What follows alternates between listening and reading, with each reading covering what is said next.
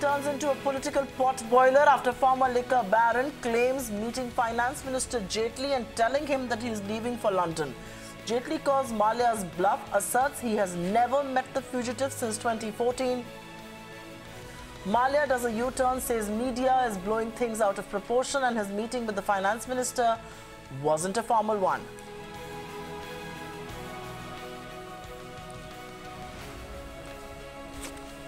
The rupee jumps the most in 3 weeks on news that Prime Minister Modi may step in to stem the currency's fall. Mr. Modi will hold an economic review meeting over the weekend. The hope is he will announce some measures for both the rupee and oil.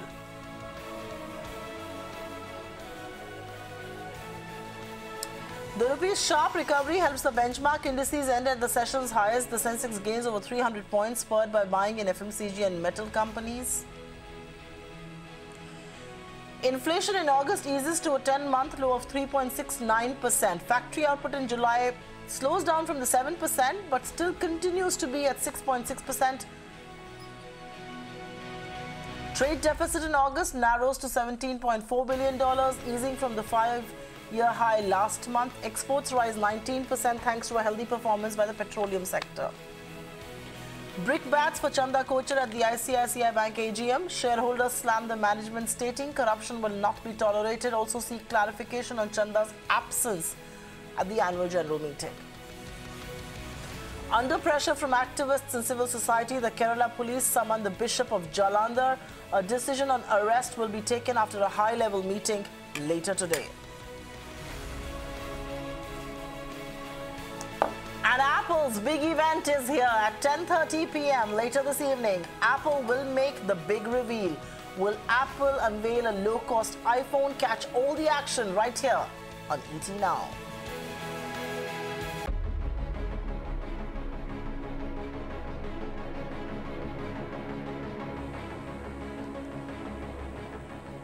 Good evening. This is the India development debate right here on ET Now. I'm Supriya Shrinate. We're going to be putting the spotlight on the political potboiler that Vijay Mallya has created with his statements all the way in London. But a little later in the show this evening, we will also get you a direct and exclusive conversation with none other than Jayant Sinha on the state of the economy, and especially given that the Prime Minister will be taking cognizance of the macro economy and will review it over the weekend.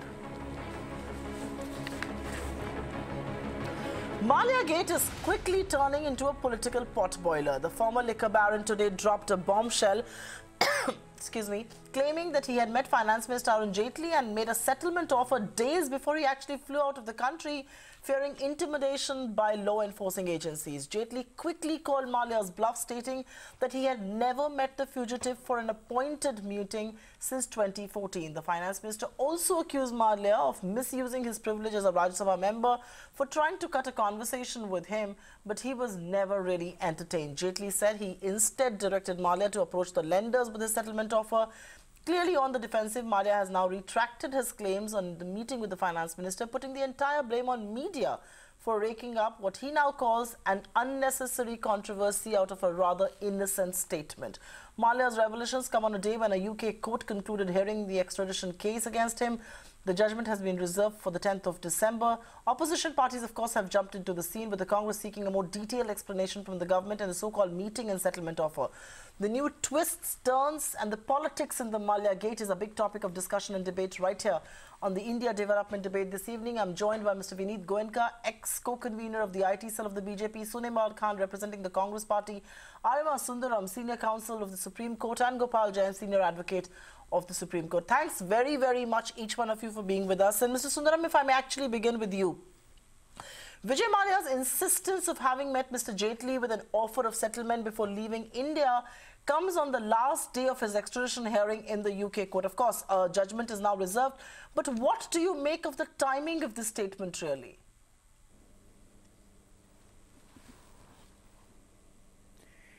Well, the way I look at it, the statement was made during lunch, during the hearing. It was the last day, as you say. And I think the whole aim was that Mallya was trying to bring the matter down to nothing but a commercial issue. The fact that he was a person with sufficiently influence in India that he actually was serious about settling the matter, so serious that he had even discussed it with the finance minister.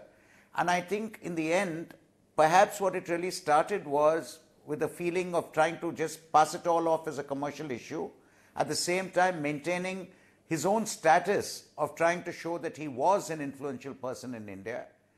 And I do believe that where it went wrong was an innuendo was left as though soon before leaving, he was actually having a tete-a-tete with the finance minister about settling the whole matter, and perhaps, therefore, the finance minister knew more than what has been let on till now. And that was a very unfortunate innuendo that he left. Whereas I believe all that he was trying to show was that yes, he is a person of influence, influence enough to speak to the finance minister. It's only a commercial matter, it has nothing to do with crime. It's a question of settlement, and he's willing to settle, was the message perhaps he wanted to give. And I think it snowballed. And when he saw the reaction, he quickly backtracked and admitted that it was nothing more than an informal statement he made as he crossed the finance minister. And the statement he's made in the second interview he gave, precisely, it appears to cast a different light completely than the innuendo in the first. Right. Absolutely. You make a very important point, and Gopal Jain, I want you to come in on the point that Arima Sundaram leaves us with. You know, Mr. Mallya makes a very sensational claim in the lunch break of having met the finance minister and having told him that he's leaving for London. Post the hearing, when he comes out, he gives a rather long statement and says it was an innocent statement and the media was unnecessarily creating a storm, I'm quoting him here, in a teacup, and that he doesn't want to be fodder for a political controversy. That's pretty convenient. You make a statement, you let the storm brew, you gauge the impact, and then it's convenient to just make a complete U-turn on it.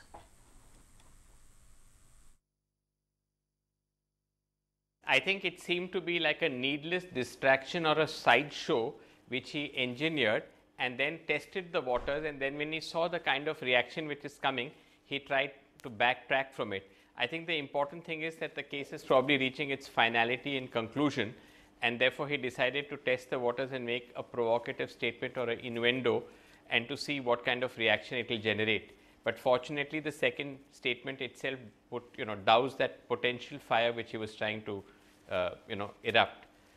It's all in, I think, bad light, and you want to really have, as I said, go away from the main issue and create a needless controversy when none is required. It's too far down the line now for any of this thing to disrupt the final verdict in the extradition case.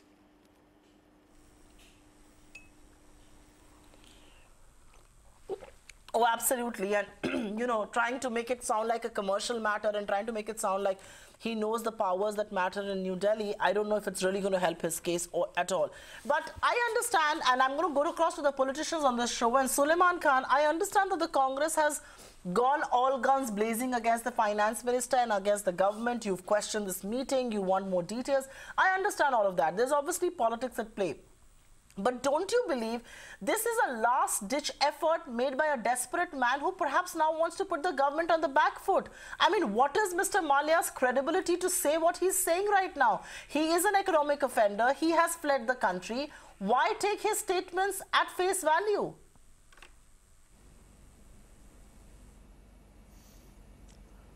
No, this statement which has been given by Mr. Mallya, that he met the finance minister Arun Jaitley in the parliament, it's not denied by the finance minister, Mr. Jaitley. He said he bumped into me, he rushed to me, he spoke to me, and Mr. Mallya said that he spoke to Mr. Jaitley, the finance minister, about settlement, and he told Mr. Jaitley that he is going to London. So it's a clear-cut case of connivance and complicity. What more you need? It's a government, it's a sarkar of suit and boot, loot and scoot. Why I am saying this? Because an FIR has been registered by CBI on 29th of April 2015. Mallya was interrogated by CBI. His passport was not impounded. He was not arrested during the interrogation. Everyone knew that he was about to leave, and more than anyone, the finance minister knew. There was a lookout notice. He was interjected at the airport, but he was then allowed to leave. Where is the accountability? Who is accountable? CBI, ED, Immigration Department, banks, Finance Minister, Prime Minister. Who is accountable? Why this is happening? Why all this legal process of extradition? Because he was allowed to escape. And on 28th of February 2017, a senior lawyer advised the consortium of banks led by SBI to move Supreme Court on the very next day, that is 29th of February. It was not moved. Supreme Court was finally moved on 5th of March. The petition was mentioned on 8th of March. It was listed before the court on 9th of March when Mr. Attorney General, Mr. Rodgi, told the court that he has already run away, escaped on 2nd of March. So, is this not a proper case of allowing him to escape? Was the Attorney General not informed that he has already left, or he was misinformed? Okay, What was the case? Khan, who is accountable? Okay. He has run away with 9,000 crores. All right. And he is a BJP's all right. member of Good. parliament. Sulaiman Khan, just he give me a minute. You are child. raising important. He has been elected to Rajya Sabha with the support of the BJP. Okay, Sulaiman Khan, please let me come in. I'm sorry. No, don't try and overpower me on this discussion. Please remember, he is BJP's member of parliament in 2010. He was your member of parliament in 2002, and I have a question on that. I'll come to that in just a bit. But please wait. But you've raised an important point that why was he allowed to flee? Vineet Goenka is joining us from the BJP, and let me take this across to him. Mr. Goenka, the finance minister responded almost immediately after Mr. Mallya's sensational statement. Because no one, and definitely not the finance minister of a country, would want to be seen and associated with any willful defaulter, especially given the present narrative, especially given, the damage that could be done. But in many ways, has Mr. Mallya's statement done the damage? Especially because despite the finance minister not entertaining Mr. Mallya or not meeting him on a scheduled appointment or anything, he did flee the country. And he did it like many others after him. Nirav Modi, Mehul Choksi, Sanjay Mehta, so many that we can name. And that's exactly the allegation that your co-panelist from the Congress is making.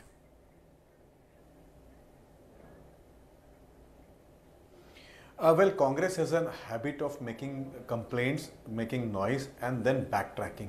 In this particular case also, if you see, Manu Singhvi ji and also a communist representative who spoke about the entire interaction with Mallya ji and the finance minister goes wrong, because later on Mr. Mallya himself has backtracked his statement. He said he tried to cop up, he tried to reach out to the FM that time, running out in the house. As the Rajya Sabha member, somebody can actually reach out a finance minister there. That's been there. Hey, let me put some facts here. 2004 to 2014, it's Manmohan Singh ji who is Prime Minister. All the loans which have been extended were an example of mobile banking, where a mobile call goes to the bank and loans are being extended to this kind of dubious people who do not have credentials. Mr. Goenka, even Raghuram Rajan has said that there were seeds were sown between 2006 to 2008. Him scoot, run away and escape. Okay. Now, the number question two is part. how he is allowed to run away from the country. This is the question. Sir, I did not interject. Supriya ji, I did not interject. I will not like to speak over. Can you please allow me? Let me just come in. Sulaiman Khan, this is not one of those channels. No, 1 second, Sulaiman Khan. Sulaiman Khan, this is not one of those channels. Let me give you a minute. Sulaiman Khan and Vineet Goenka, this is not one of those channels where we call 8 people, waste 1 hour of their time, the anchor shouts louder than them, and everybody speaks at the same time. We want to have a debate with some decorum. We've got 2 very senior lawyers with us. Please respect that. Sulaiman Khan, I will come back to you. Let Mr. Goenka finish his point. Go ahead, Vineet. It is my responsibility to debate on the relevant points which is good for the country. I will give you a chance to speak. The relevant point is how he ran away. Why this extradition process? Why we are debating? That's what I'm saying. 1 second. Sulaiman, you can keep talking, but I will not let you speak. No, I will come to you when you have a chance to rebut him. Go ahead, Vineet Goenka. Yeah.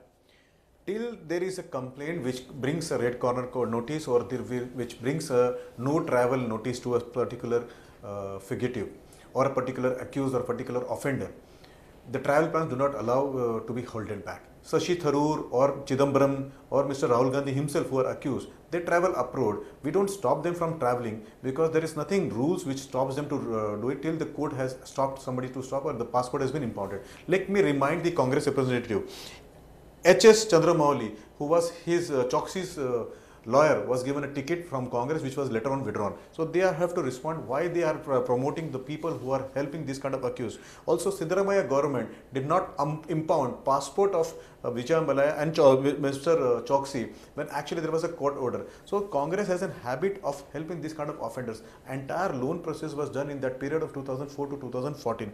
Let me also come out. The seriousness of our government is, we brought in 2 things. One is PMLA. Prevention of Money Laundering Act. Second one is the ordinance about fugitive economical offenders ordinance, whereby the property can be attached. And we see that 6,000 crore rupees worth. No, you could have brought in anything, Vineet. 1 second. Vineet, please let me come in now. Modi government is completely serious, zero tolerance. Second, Vineet, and please let me also remind Congress one more time, not only Vijay Mallya or Neerav Choksi. No, 1 second. We will also take care of Chidambaram and Robert Vadra. 1 second, Vineet. May I reply to what he said about Mr. Rahul Gandhi, Mr. Chidambaram and Mr. Shashi Tharoor? Yes, I'm coming to you. No, please wait. Sulaiman Khan, please wait. Vineet Goenka, don't make preposterous comments here. This show is about Vijay Mallya. Please talk to us on that show. You've been talking about 4 years of Robert Vadra and Chidambaram. You've done zilch. Whatever you may say about the PMLA, 3 big economic fugitives fled this country. You can't deny that. But Sulaiman Khan, I have another question to ask of you. You can come in and rebut, but the question also is, and I want to go back to my experts right after I've dealt with the 2 politicians. Mr. Jaitley says that Mallya caught him in the Rajya Sabha corridor. And the news of the law has been tightening around Vijay Mallya. He walked up. Let me finish. Please wait. He walked up to Mr. Jaitley and Mr. Jaitley didn't even take the papers that Mallya was trying to hand him over. So why are you then blaming the finance minister is a simple question. You can question the fact that he fled the country, but why blame the finance minister for meeting him? Any MP can meet each other. You bump into corridors of power, right? Sulaiman Khan. Yeah. You are right. Yeah. Let me reply. Mr. Rahul Gandhi's case, we all know it's a complaint case, completely false, filed by BJP's Member of Parliament, Subramaniam Swamy. So comparing Mr. Rahul Gandhi's case or Mr. Chidambaram case with a fraudster or a fugitive like Vijay Mallya, I think it's a foolish thing to do. And it's a kind of a deception and deceiving and misleading the nation. It's completely absurd to have a comparison on that. A lot of people have cases against them, they can travel, but a case like Vijay Mallya, where 10,000 crores of the Indian banks were on a stake, he was allowed to travel. As far as your question is concerned, that he met Mr. Jaitley in the parliament, he bumped. Why this happened? That Vijay Mallya became Betal and Arun Jaitley became Vikram. Nirav Modi is there in the grouping at World Economic Forum in Davos with the Prime Minister. Mehul Choksi was called by Hamare Mehul Bhai Baithe Hain by the Prime Minister. Why all these looters? Nirav Modi, Mehul Bhai of Narendra Modi ji, Mehul Choksi and Vijay Mallya are all bumping into or in the grouping with the elitist people or the privileged people with the Prime Minister, or in the functions of the Prime Minister in the front row. Why all this is happening? All people close to the government are looting the nation. This is the question. This government, they have run away under the watch of the government, and they have to reply to it. Sulaiman Khan. Okay, fair point indeed. They haven't replied to that. But I'm going to go back to Arima Sundaram. And Arima Sundaram, 1 second. I'm going to go back to Arima Sundaram. And Mr. Sundaram, Vijay Mallya said in his statement before he, of course, backtracked that he was offering a settlement to the finance minister. Why on earth was he offering a settlement to the finance minister? He was supposed to be talking to bankers who he owes money and should have settled with them instead. That's exactly what Mr. Jaitley allegedly also told him, that I can do precious little, please go to the lenders.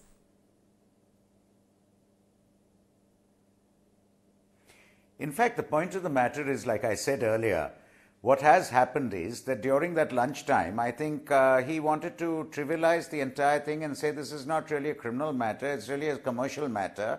And in fact, I even know the finance minister even wanted to tell the finance minister, look here, I'm going to settle this matter and I want to settle the matter.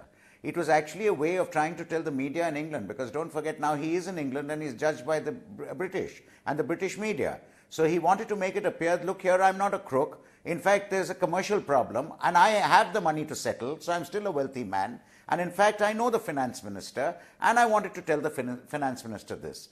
Now, what did come out was the finance minister said the exact circumstances in which they met. Now, the fact of the matter is Vijay Mallya is a parliamentarian, and as a parliamentarian, he bumps into the finance minister and says what he did. But there is one very perplexing thing in all this, which I am not willing to set too much store by Mr. Mallya, because Mr. Mallya, even in his clarification, while admitting, yes, there was no scheduled meeting, and watering down entirely what he said earlier, also made a statement that he told the finance minister that he was going to England. Whereas if you saw what the finance minister said, all he says is that, look, this man walks up to me and then he says, look, I want to settle the matter. And all I told him was, go ahead and talk to the bankers. And he even says, I said it to him curtly. He doesn't in any way say that, yes, Mallya told him that he was going to England. That's not there at all. But much has been made out of that. And let's understand that this is Mallya's statement, but not what the finance minister said. So I can't say anything on that, because it's not as though the finance minister said, yes, he told me he's going to England. Let's understand one thing, and we can't run away from it. The government was exceedingly lax in letting this man get away at a time when a charge sheet was already been filed, without even any kind of security for his return or anything. The government was exceedingly lax. Secondly, I don't think there's any manner of doubt that he was tipped off. But according to me, that tip-off can be done at the lowest levels. There's no need of a tip-off at the highest levels. Their banker would have told him, look here, are you aware that they're going to arrest you any day? It would have come from the lowest levels. Now, I can't see anything into it. So, while I say the government has been exceedingly lax in letting him get away, I feel aspersions being cast against the highest in the government is a bit unfair on what has been said. Right. And absolutely. And coming from someone who's on the flee himself, I mean, no, he's the one who's fled the country, not the finance minister. Let's not lose sight of the issue there. But I completely agree with you. The decision, the reason why he fled away was either incompetence or connivance, and both are not acceptable. But Gopal Jain, that said, will you deny that political will would have resolved at least that particular NPA? In hindsight, should the banks, the ministry have done better to extract money from the so-called settlement? I mean, he's now out of the country. What are we left with? Some of his assets to sell, which will all go a deep haircut. I mean, Mallya was offering a substantial amount of the money that he did owe to the banks. I think it was just about a 15-20% haircut. Cases in NCLT have gone on an 80% haircut. So do you believe at least political will would have resolved that particular NPA?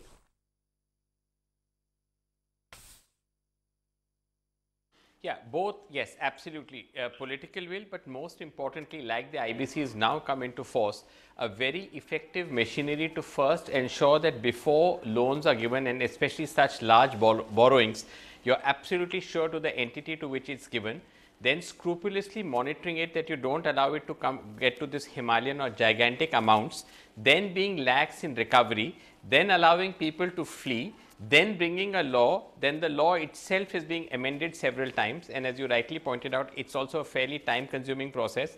The net result has been large haircuts, but legitimized because it's through a legal process. So I think that was a clear systemic failure where defaulters were sort of ruling the roost, and the kind of amounts that we see are absolutely staggering. But hopefully, if the IBC is implemented effectively, then at least we'll recover some of that lost ground. And overarchingly now, I think there's a clear environment where the message is very clear to banks: take everybody the IBC route, don't let off everybody. There's far greater scrutiny, there's far greater debate and focus on this. So I think it's late in the day, but I'm glad that it's happened, and we should just only hope that this is now done very rigorously and implemented across the board. So it should happen to each and every person who's a defaulter and who has, if I may say, violated both provisions of the the loan agreements that they had, and also who should now be brought to book through these through the IBC, and hopefully that should see some result over a period of time. Okay. Vineet Goenka, let me come to you. Was it also convenient for the present government to make Mallya the fall guy? He, of course, lent himself as an easy example, as an as an easy man to be projected. His flamboyant lifestyle, his taking the law for granted, his decision to flee. All of this did lend itself to it. But was it also easy for the government to make someone like Vijay Mallya the fall guy? He quintessentially represents, the Indian industrial class that middle class sort of despises. He lives too good a life, he's got a very flashy lifestyle, and he owed a lot of money to the banks. But truth be told, he was not one of your biggest defaulters.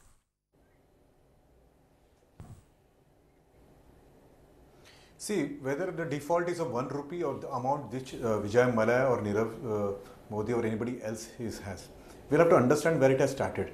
The lax system, the connivance between the ruling party then and the banks, which allowed to take loan over loan, which are called as evergreen loans. For the people who were unable to pay their current loans, they were given super loans over that. Probably that system which was existing there in 2004 to 2014 era has been now demolished. Now the banks have to file returns. They have to also let the RBI know who are the people who are asking for super loans or evergreen loans. Now there are rules which are strengthened. You see two kind of things. One is the act, another is the ordinance which has come in place. The transparency is there, the will of the government is there, and you also see why Vijay Mallya, people like him are reacting now, because the news is tightening around them. Now they know that the other barrack is waiting for him. The agencies like CBI have done good job. They have gone to the agencies there in the other country, that is in Britain. They have convinced the lawmakers there. Also they are doing very good job in the court of Britain, trying to put forward their best foot, trying to bring these guys back. There is a determination on the side of the government and also from the agencies. And this is the first time I see in the independent India where defaulters like Vijay Mallya or be anybody else, Mohil Shekshi, they are afraid of the law. Okay. Now, the fear of the law has been installed. Okay. And I can assure you one more thing. We will Choksi, not leave him. One second. Come, okay. The Arthur Road jail is waiting for him, and we will all welcome him there. I'm glad you are, that bravado is very good. Okay, Vineet Goenka, that bravado is all very good. Mehul Choksi is doing television interviews sitting in Antigua. So maybe you should stop that and get him back.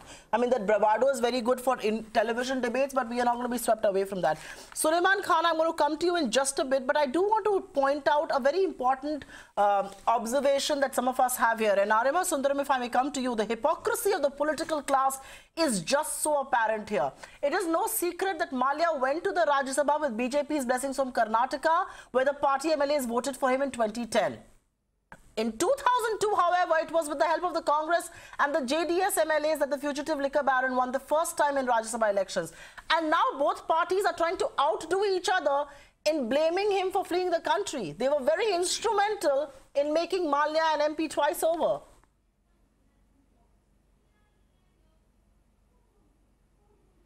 About it. Let's not forget one thing. In many ways, Vijay Mallya was a person who people love to hate. There is a lot of, let's not get away from a fact that he did create this aura where people were quite happy to throw a stone at him the moment they got the chance. Unfortunately, he more than gave people a chance. And the moment he does so, let's not forget that this does become a political issue, because each party needs to blame the other party because public money has gone. And the government of India has actually gone to the court in England and is saying that there are extreme criminal acts, money laundering and other acts which have been committed. Because without such criminal acts, you cannot get a person extradited. If it's purely commercial, you cannot get him extradited. The Indian government has gone out, put itself out and said, this man is a criminal. And according to the government, it has placed enough evidence, prima facie evidence, to show that he is a criminal and should be extradited. Now, the moment they say that, it becomes between two political parties. Let's not forget that for the Indian taxpayer, that's a lot of money which has been taken away. The fact is there are a lot of companies which have also gone down in the dumps. But this is where I'm saying we have to draw a distinction between what is a commercial venture which goes wrong. Because if a commercial venture goes wrong, well, in that case, it's a question of getting them to pay back the money. How do you recover the money? It becomes an entire commercial issue. But if there has been siphoning of money, if there's been money laundering, it's in a different footing. So a person who may have money laundered 9,000 crores, whereas somebody else is in debt for 20,000 crores, but purely on a commercial venture, the two will be treated differently. And the politicians will come to play with regard to the person with the criminal charges of having taken the money out. And each will want to blame the other. It's a political game, but we all know that there is something innately corrupt in the system. Unfortunately, the system itself has, and the manner in which it goes, there is something innately corrupt. And whichever party is in power, we have a due lot of such kinds of scams which are happening. It's because it goes right down to the root. Now, how this can all be solved is a different issue. Okay. But to then expect one party not to throw stones at another, Absolutely. I think we're being very simplistic. It will keep happening. True. Absolutely. We're being a little... Absolutely, we are being very naive over there. But Gopal Jain and Suleiman Khan, I have two questions for both of you. Very little time on the show. Gopal, to you then. The reality is that Vijay Mallya has no sympathy because he chose to flee the country when he should have stayed back and faced the law. And he was no common citizen. He was no common businessman. He was, you know, he was a Rajya Sabha MP when he fled India. Now, whether he was tipped off, whether there was connivance, all of that, whether he got scared is another debate. The fact that Vijay Mallya chose to flee the country and not face the law actually stacks up against him, does it not?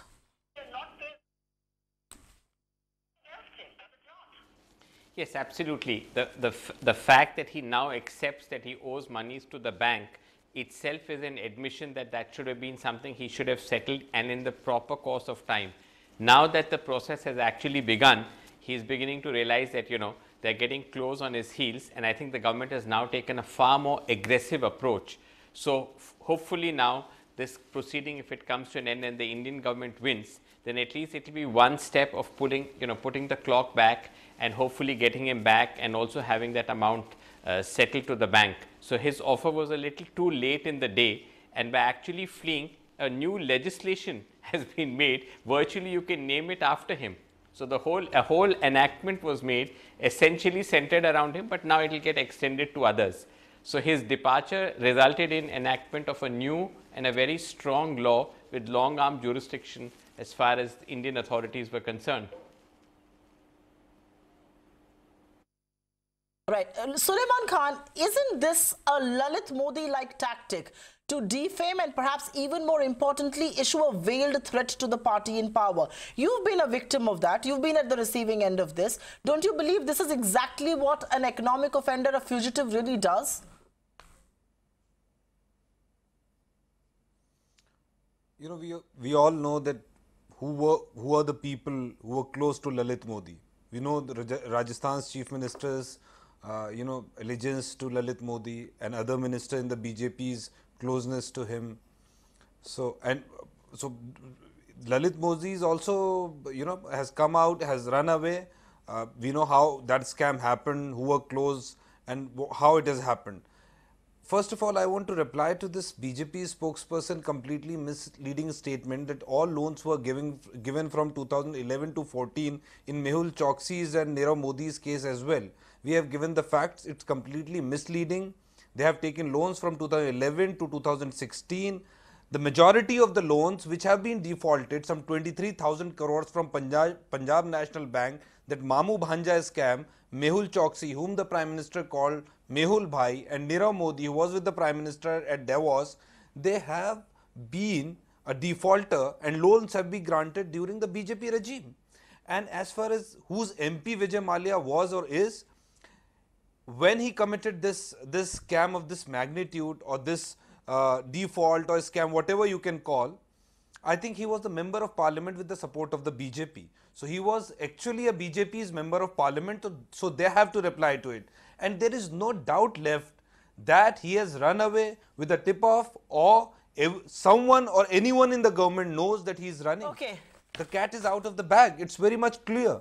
And 9,000 crores of Indian rupees, the hard-earned money of the people of the country, has been lost. And now all this aggressive campaign... I'm sorry, I'm completely running out of time here. Vineet Goenka. Okay, Suleiman, you've said that. Suleiman, you've made that point. Give me 30 seconds. I've got very little time on the show, Vineet Goenka. Can the Modi government come out unscathed in the battle of political optics? He may be entirely wrong. He's bluffing once again. But in a battle of political optics that matter a lot to your party, is this a bad day?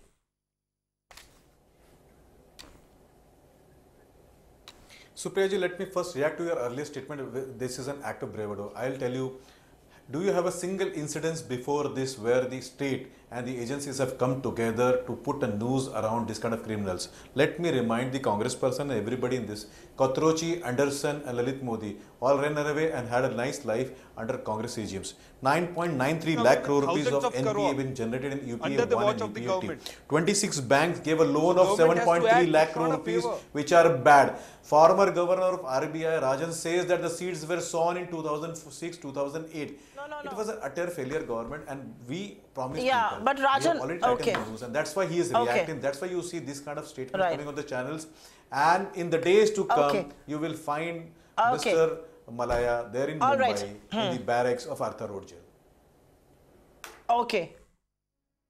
So we will know on the 10th of December whether Mr. Mallya will be in fact extradited. But just to selective quoting of facts here, Raghuram Rajan just does not say that bad loans date back to 2006, 2008. Yes, he definitely says that, which is the UP era. But he also says he sent a list of 30 odd defaulter list to the PMO. Action did not follow up there. But on that note, thank you very, very much, Mr. Vineet Goenka, Suleiman Khan, Mr. Arima Sundaram, and of course, Gopal Jain for joining us on this edition of the India Development Debate. We've put the spotlight on Vijay Mallya, the man in the eye of a storm who, with his very sensational statement, has created quite a storm in a teacup, alleging that he had met the finance minister before he left for London. The reality is that I was in Parliament that day when he talks about that meeting, and no such meeting really took place.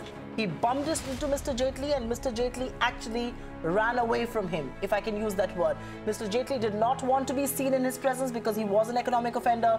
He did not want pictures to be taken of the two of them together. He actually walked away. He did not even take the papers that Mallya wanted to hand him over.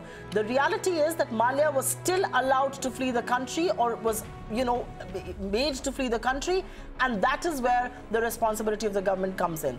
But on the allegation of him meeting the finance minister, I don't think a fugitive economic offender's word should be taken for that. On that note, completely out of time on this edition of the India Development Debate, we take a quick breather. Back with the big voice of tonight. We've got Jayant Sinha, Minister of State for Civil Aviation, in a direct conversation with us on State of the Economy, days before the Prime Minister reviews macroeconomic situation.